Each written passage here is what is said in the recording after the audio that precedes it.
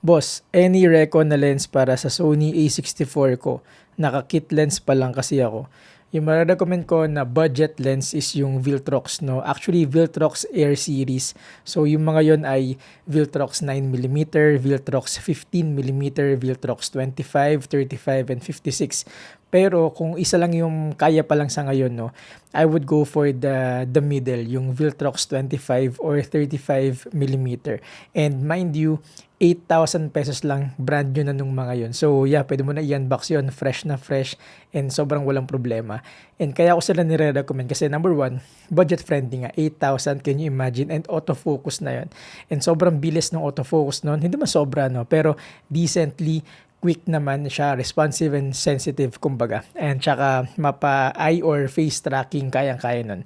Tapos in my opinion, no, sharp enough naman siya kaya kahit mapa photo or video, okay na okay. So, yeah, for vlogging, okay yung 15mm, even yung 9mm, and then 25 or 35 yung pang street, and then 56 yung pang portrait. So, yun yung marirecommend ko for your A6400. Actually, hindi lang pang A6400, lahat ng crop sensor ng Sony like ZV-E10, ZV-E10 Mark II, A6700, FX30, yun. Sony A6400 or A6700. Kung may budget naman, no, I would go for A6700, no. Walang hesitation.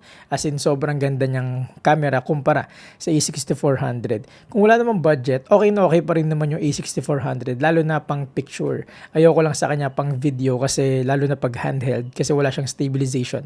Kahit anong form of stabilization, wala si A6400. Pero pang picture, palag na palag yun. As a matter of fact, no, yun yung pinakauna kong camera sa buong buhay ko. And sobrang okay naman niya. Again and again, pang picture. Pang video, okay pa rin naman siya, pero dapat static lang. Meaning, dapat naka-tripod ka, naka-gimbal ka, mga ganun. Pero A6700, ako, yun pa rin yung gamit ko hanggang ngayon. And as a matter of fact, ginagamit ko to or nilalaban ko to as really my main camera, no? Pang travel, pang work. Sobrang ganda niya talaga. Lagi ko ito nire-recommend kung kaya talaga ng budget, sobrang okay nito, no. Mapa ngayon or hanggang sa mga next 5 years siguro, well, who knows, no, pero yung specs niya laban na laban, kahit sa mga high-end full frame cameras. It's just that crop sensor siya, pero sobrang okay nito talaga, mapa video or photo, palag na palag, lalo na kung bibigyan mo siya or i-prepare mo sa kanya yung mga gandang lenses like this one, Sigma 17-40, wala ka nang hahanapin. Maybe for work, professional, leisure, sobrang okay. So yeah, kung may budget, A6700, go for it. Can you use full frame lens on APS-C? Same lang ba ng result and function kahit ilagay sa APS-C yung full frame lens? First things first, yes, you can use full frame lenses on APS-C bodies. I personally do that all the time, no? Right now, in fact, I'm doing it, no, na parang Sony FX30, a crop sensor body with Sony 16mm f1.8 G lens, which is a full frame lens. It works perfectly fine. Walang masama doon, no. It's just that meron lang siyang effect. Yung effect niya is magkakaroon siya ng automatic crop factor na 1.5. So right now, yung 16mm, hindi siya totoong 16mm. In fact, right now, it's 24mm, no. Kahit anong gawin natin, crop siya because of the crop sensor. So yun lang naman, no, yun lang yung pinakaiba niya. Yung mga autofocus niya, yung sharpness niya, hindi siya mag-iiba, no. Unless na lang talagang outdated yung camera.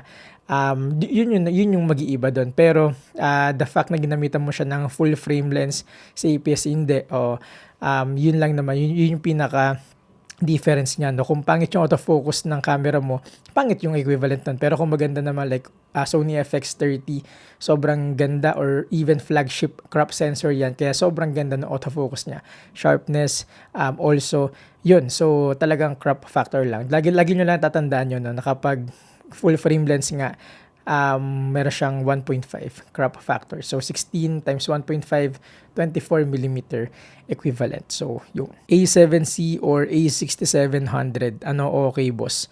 In my opinion, no, kung picture lang talaga, no, kung purely picture photography camera, I would go for A7C. Kasi full frame siya, kaya mas maganda pa rin siya, mas maganda pa rin talaga siya in general, no. Lalo na pang picture nga. Kaya lang kung pang pang video or pang hybrid na lang, photo and video, I would go for a 6700. As a matter of fact, yun yung eksaktong nangyari sa akin. No? I was using a 7C before. Sobrang okay nun. Okay siya pang video but not handheld. No? Pero kung static lang naka-tripod, okay pa rin naman siya. Pero pang picture, sobrang ganda talaga niya. No? Pero since I work as a full-time content creator, I do videos like all the time, videos and photos, I opted for the A6700 kasi sobrang ganda niya for both photo and video. And mainly dahil meron siyang active mode stabilization na wala kay A7C, kaya talagang mas okay siya pang video. Also, 10-bit na to kumpara kay A7C na 8-bit lang. Kaya kapag magko-color grade ako, which I do all the time, sobrang favorable, sobrang mas advantage talaga yung A6700 over A7C. So, yun. And price-wise, I think ngayon, no, parang halos same lang sila ng price or baka mas mahal ng konti yung brand new A6700. Pero, yun yung processing ko. Kung purely photo, A7C, and kapag hybrid naman, photo or video, I would go for A6700. Ano po yung main key light nyo, sir? Right now, I'm using an Amaran F22C. Isang ilaw lang for the main light. Wala na akong fill light or whatsoever. Meron lang akong dalawang background light. No? Isang Amaran Verge Max and isang Amaran PT4C. But focusing on the main light, again, this is the Amaran F22C. Panel light yan or flex light, kaya flat lang siya. Perfect yan sa mga ganitong maliit na kwarto or maliit na space, no? Kasi nga, wala na siya ng dome type na softbox. Even yung softbox nito, manipis lang siya, kaya okay na okay. Tapos ano ba to? 5600 Kelvin lang siya para neutral lang or natural lang, no? Tapos yung intensity niya, I believe is 40%. And yun pa isa, kaya ako siya tinignan, no? Kasi kinokontrol ko lang siya gamit yung app, no? Yan, ganyan-ganyan lang siya, which is sobrang convenient. Same with the background lights, kaya ko yan i-control gamit yung Amaran app. No, I don't know kung ganun din yung ibang lighting company, pero isa yun sa mga reasons ba't gusto ko ng Amaran. No? Besides the fact na sobrang ganda ng mga ilaw nila. So yeah, to answer, I'm using Amaran F22C as my key light. Boss, sa iPad pa rin to inedit. For context, no, tinatanong niya kung yung Taiwan videos ba inedit ko sa iPad din. Actually, hindi naman nagmamatter, no, kasi lahat ng videos ko and even photos inedit ko sa iPad ko, no. 11-inch M2 iPad Pro. 512 gig. Yeah, so yun specifically, no. Lahat ng ginagawa ko, full-time content creator ako for the last 2.5 years, and yeah, lahat literal talaga. Wala nang iba pa, no. Sa iPad ko lang ina-edit. So yes, yung Taiwan iPad lang siya, and yung software or yung app na ginagamit ko hanggang ngayon, simula dati hanggang ngayon is yung LumaFusion. Doon ako nagko-color grade, nagka-cut, naglalagay ng mga fonts and overlays and whatsoever. Yun lang yung gamit ko, no. One-time payment, LumaFusion. The time na binayaran ko siya, 1,500. I don't know lang kung magkano siya ngayon. And yun nga, one time lang siya, kaya gusto ko siya. Ayoko kasi ng mga subscription-based eh. And in my opinion, hindi naman siya super complicated. Of course, at first, complicated, no, lahat naman. Pero for me, madali na siyang gamitin. May mga kulang siya, heads up, no, na nawala.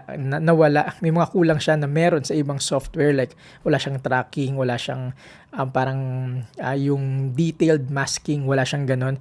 Pero in my use case, in my workflow, hindi naman critical yung mga yun. How I wish meron, kasi gagamitin ko yun for sure. Pero the way I do things, no, okay naman siya. So, I get by, and right now, I'm still using it. So, yeah. iPad Pro, LumaFusion. Is it worth it na mag-upgrade dito, boss, from Sigma 18 to 50? Kakabili ko lang last week ng 18 to 50. Hahaha. Yung tinatanong niya is kung worth it ba daw mag-upgrade from Sigma 18 to 50 to this one, the Sigma 17 to 40mm f1.8. The answer is, without any hint of hesitation, yes and yes. Sobrang worth it, no? I actually used Sigma 18 to 50 rin before. Parang tagal ko rin siyang ginamit. Pero nung lumabas yung Sigma 17 to 40, no-brainer siya in my opinion. And mas mahal nga lang siya, no? At saka mas malaki, as in significantly bigger siya.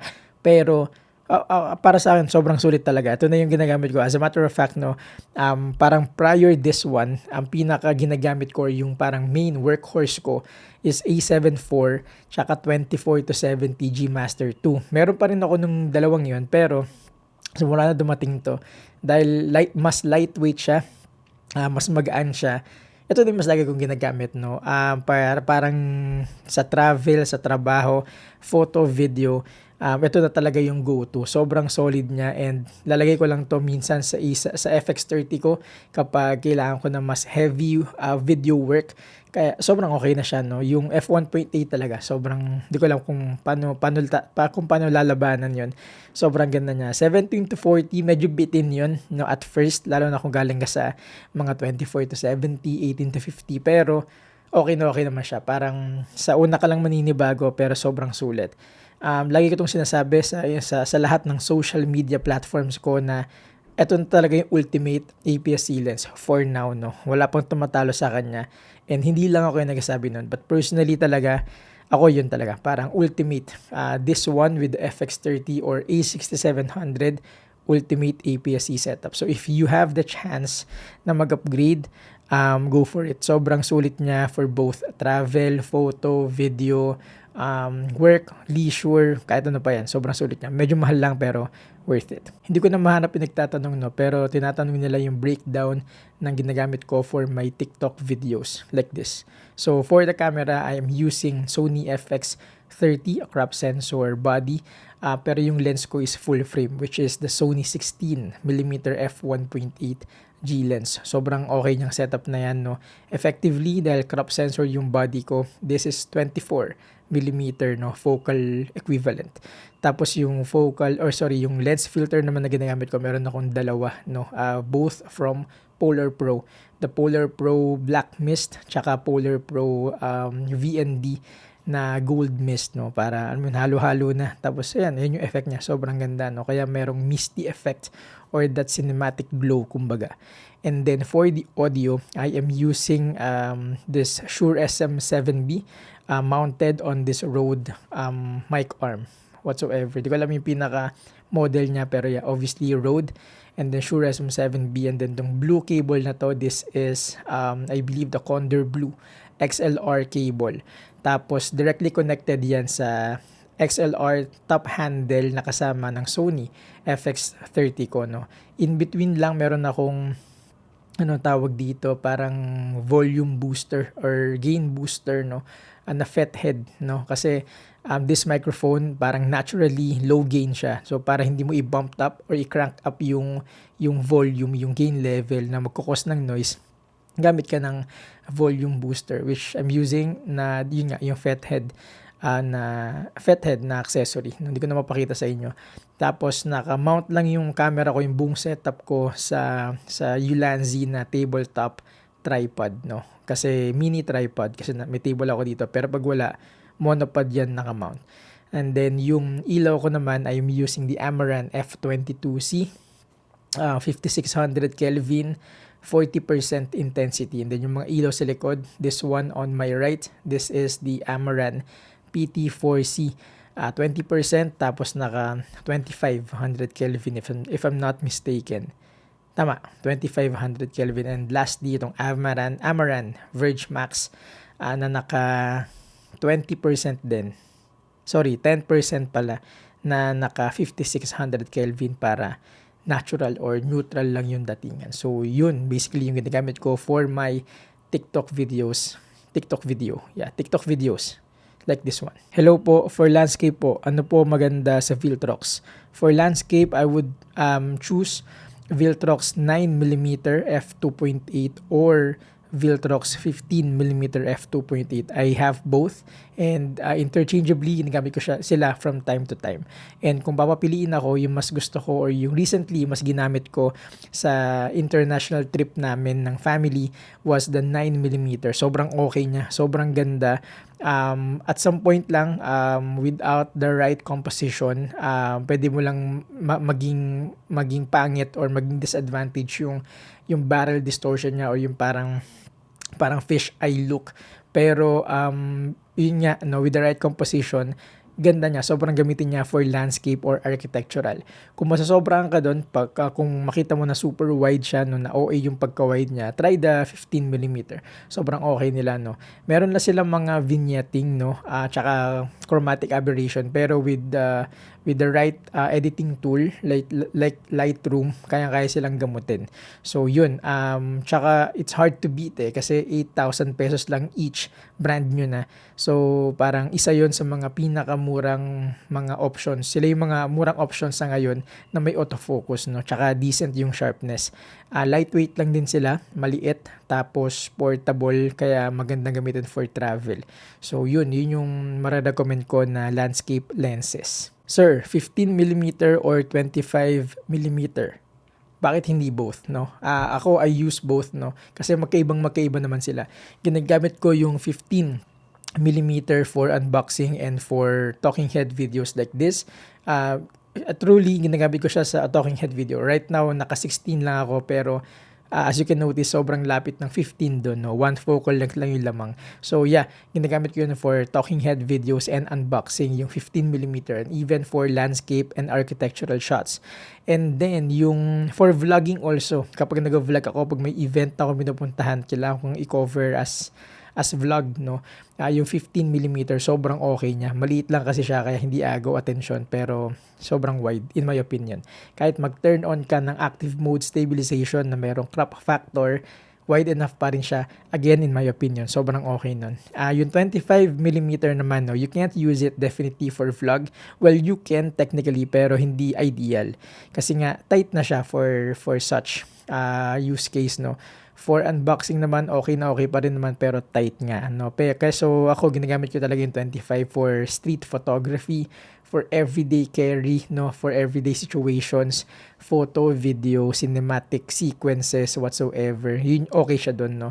Pero pang unboxing, doon ako sa 15mm. So if you can have both, go for it. Sobrang sulit nila at magagamit mo sila for different scenarios. So kung isa lang, siguro ask yourself na lang ano yung mas kailangan mo. Mag-unbox ka ba more often?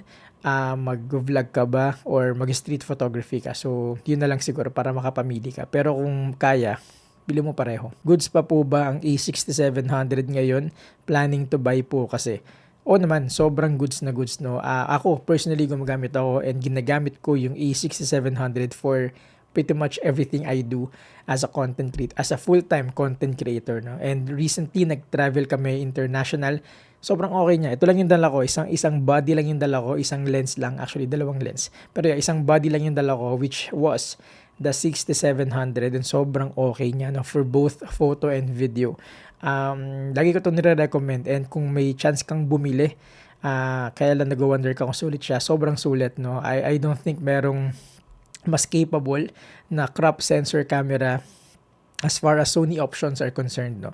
Siguro sa ibang brands meron, pero for Sony, hybrid na APS-C, dito pa rin ako, no. Kasi maganda yung FX30, ito yung ginagamit ko ngayon, pero pang video siya, no, video-centric camera. Pero dahil nga I do both photo and video, A67 pa rin, no.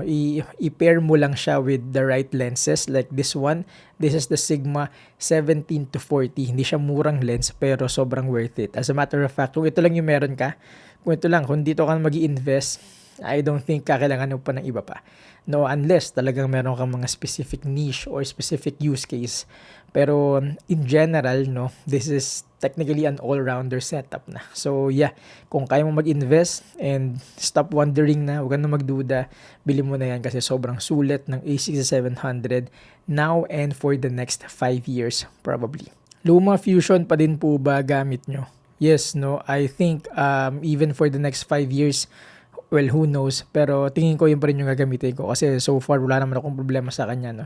Hindi siya kompleto, like wala siyang tracking, wala siyang like detailed masking, pero in what I do, in how I do things, parang okay na okay pa rin naman yung LumaFusion. So Yes, yung pa rin yung ginagamit ko sa lahat literal ng videos ko. No? Doon ako nagka-cut, nagko-color grade, nagdalagay ng mga overlays and whatsoever. So yeah, LumaFusion, and nagkagandahan doon, hindi siya subscription based. Kaya nagbayad lang ako sa kanya nung umpisa, like 1,500, and nalimutan na. Wala na, kalimutan mo na ang pagbabayad about it. No? One-time payment, 1,500. You can use it forever and make professional quality videos. No? So yeah, even this one, I'm gonna edit this sa LumaFusion sa aking iPad Pro or sa aking mobile phone, no, kasi pwede and sobrang capable naman siya, no. As a matter of fact, parang yun naman yung pinaka-professional na sa ngayon for the iPad, no. Meron ng Final Cut tsaka DaVinci pero hindi ko pa na-try, pero yeah, sobrang okay naman niya. For the longest time siya yung parang pinakamaganda na software or app for editing on a mobile. So for iOS, as far as I know. But yeah, yun, LumaFusion pa din tayo, and yeah, for the next 5 years nga, dun pa rin tayo. Anong lens po ba maganda pang top-down videos or unboxing video? Okay, yung pinaka-option natin dyan, ako, no, personally, yung ginagamit ko is yung Viltrox 15mm, no, 8,000 pesos, brand new. Sobrang okay nun, sobrang solid ng performance niya. May autofocus, decent yung sharpness, very much, parang, paano ba to? Very much controlled, or parang kayang-kayang diskartehan. Yun na lang. Kayang-kayang diskartehan yung mga imperfections niya, like chromatic aberration, barrel distortion, kayang-kaya, no. And quality na rin, no. Kung lalagay mo siya sa decent camera body like ZV-E10, ZV-E10 Mark II, FX30, ako yun yung lagi compare, no. Sobrang okay niya, no. Sobrang okay niya for unboxing, and honestly, yun talaga yun. Parang lumabas yun, go-to yun. Isa yung sa mga go-to ko kapag nag-unbox ako. Sobrang okay niya. Tsaka yun nga, mura. And may autofocus. And even for low light, palag na palag yun kasi meron siyang f1.7 maximum aperture, no? So, yun yung mararecommend ko. Kung bitin yun, ako ginagamit ko rin. Minsan lang, no? Kasi pag malaking item yung in-unbox ko, gumagamit ako ng Viltrox 9mm, no. Hindi ako sponsored ng Viltrox, how I wish, pero sa presyo na in-offer nila tsaka sa quality nung lens, ewan ko na lang, parang yun, wala pa ako nakikitang tatapat doon, honestly. So yun, Viltrox 15mm. Mas yung pinaka ginagamit ko talaga yung 16mm, no. Siya yung parang grail, or yung parang main lens for unboxing, pero mahal siya eh. So kung kaya yan, dyan ka na. Pero kung budget lang, dun tayo sa Viltrox 15mm. So she's asking about this mic right here. This is the Shure SM7B. Hindi na ako magiging too technical about it, no? Pero yung mga importante nyo na lang malaman dito is, number one, sobrang mahal nito. Very expensive piece of audio equipment siya. Wala namang duda doon, and walang complain about it kasi professionally made naman talaga siya, and for professionals talaga siya, no. Sobrang blessed ko lang na may nagregalo sa akin ito. And number two, sobrang low gain niya. Ibig sabihin lang nun, hindi mo siya pwedeng gamiting plug and play, sa madaling salita, no, kasi dahil low gain siya, kapag sinaksak mo siya direct sa audio interface mo, ang tendency, i-crank up mo yung volume level or yung gain level, which would invite more noise sa yung sa output, no. Kaya hindi siya okay. So mahal na siya. Pagdadagdag ka pa na accessory, can you believe that, no? So right now, meron akong XLR cable, directly connected yan sa ating top handle. Yun yung audio interface ko, yung XLR ng Sony, no. Nakakabit yun sa FX30. In between, meron siyang gain booster, yung tawag, na FET head. Yun yung ginagamit ko ngayon. Na pag wala yun, sobrang hina. Tapos ang tendency nga, lalakasan mo siya in post or wherever. Pangit na yung quality. So, yun. Pero pag na-setup mo naman siya na maayos, like right now, no, na-setup ko naman siya, parang meron naman ako ng mga kailangan accessories and whatnot, sobrang okay naman niya. Again, this microphone is meant for professionals, kaya you can expect professional output din. So yeah, kung kaya naman ng budget, hindi naman problema yung budget, kasi gusto mo talaga ng quality audio output, Tsaka ang forma tignan, di ba? Parang ganda eh. Oh, parang angas tignan. Yung pala yung arm ko pala, this is the Rode obviously. Hindi ko lang alam yung exact model na niya pero the Rode arm, mic arm, dun lang siya. Ganyan lang kasimple yung setup natin directly connected to my camera, the Sony FX30. So yun siguro. One is expensive siya. Number two, low gain microphone siya. So yeah, you have to keep that in mind para aware ka na bibili ka pa at need mong bumili ng accessory in between para para ma-up or ma-boost yung gain level niya. So yeah, again, this is the Shure SM7B and yun, sobrang okay na mic niya kapag na-setup mo ng maayos.